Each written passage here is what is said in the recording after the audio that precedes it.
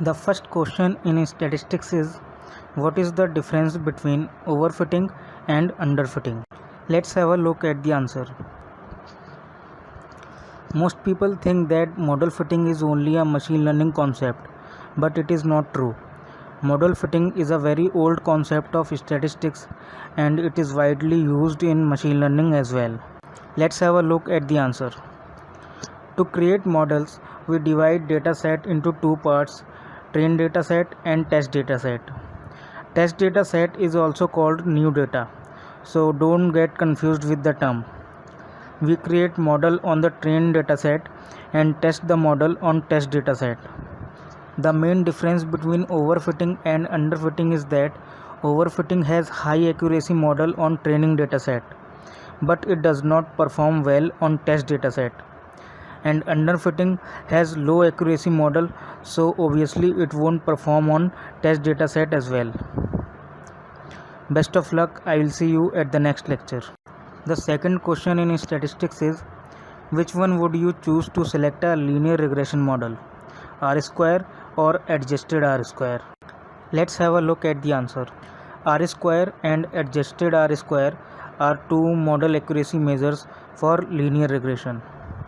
The R square will always increase if we add more independent variables to the model, but adjusted R square will only increase if the newly added variable is improving the accuracy of the model. Therefore, we will choose adjusted R square to select a model. Best of luck. I will see you at the next question. The third question in statistics is, what are type 1 and type 2 errors? Let's have a look at the answer. Type 1 error is the probability of rejecting the null hypothesis when it is true. For example, the chances of not trusting an honest person. Here our null hypothesis is that the person is honest and alternative hypothesis is that the person is liar. But we rejected the null hypothesis, so it is a type 1 error.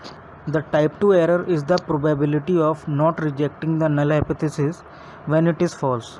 For example, the chances of trusting a liar. Here our null hypothesis is the person is honest and alternative hypothesis is the person is liar, but we do not reject the null hypothesis. Therefore, it is a type 2 error. Best of luck. I will see you at the next question. The fourth question in statistics is, explain why a continuity correction is needed when a discrete random variable is approximated by a continuous random variable in order to calculate a probability for the discrete random variable. Let's have a look at the answer. A continuity correction is needed when a discrete random variable is approximated by a continuous random variable, because a discrete random variable considers integer values while a continuous random variable considers real numbers. A continuity correction makes it easy to compute probabilities of each discrete random variable when the sample values are large for discrete random variable. For example, the normal distribution is a continuous distribution which can take any values within an interval and is used as an approximation of binomial distribution. Best of luck. I will see you at the next question. The fifth question in statistics is, what is a p-value? Let's have a look at the answer. The p-value is the probability of getting a sample statistic at least as extreme as we got using our sample data if we take more samples of the same size when the null hypothesis is true. If this probability is greater than the level of significance, then we do not reject the null hypothesis, because that means the chances our sample statistics is more likely to happen under the null hypothesis, and hence it is compatible with the null hypothesis.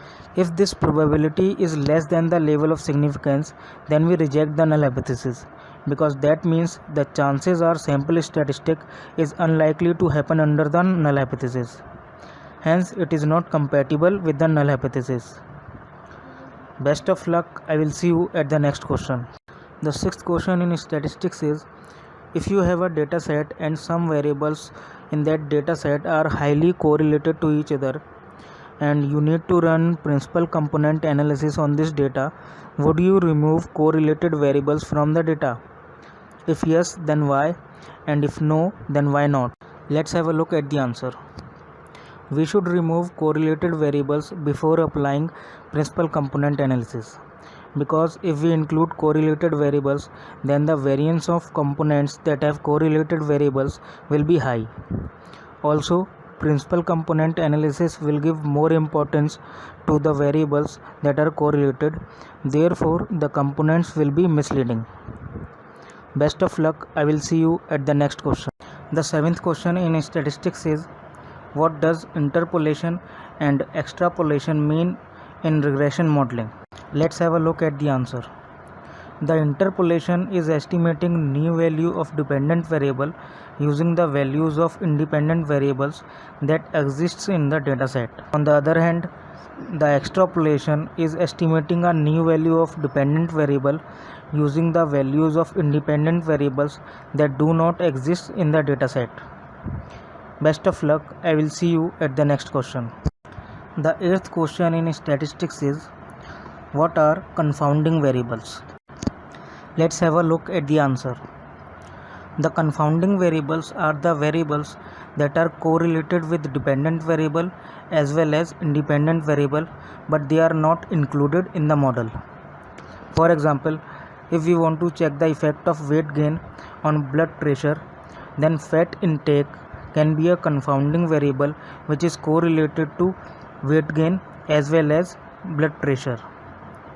Best of luck. I will see you at the next question. The ninth question in statistics is, what is archaic information criteria, which is abbreviated as AIC?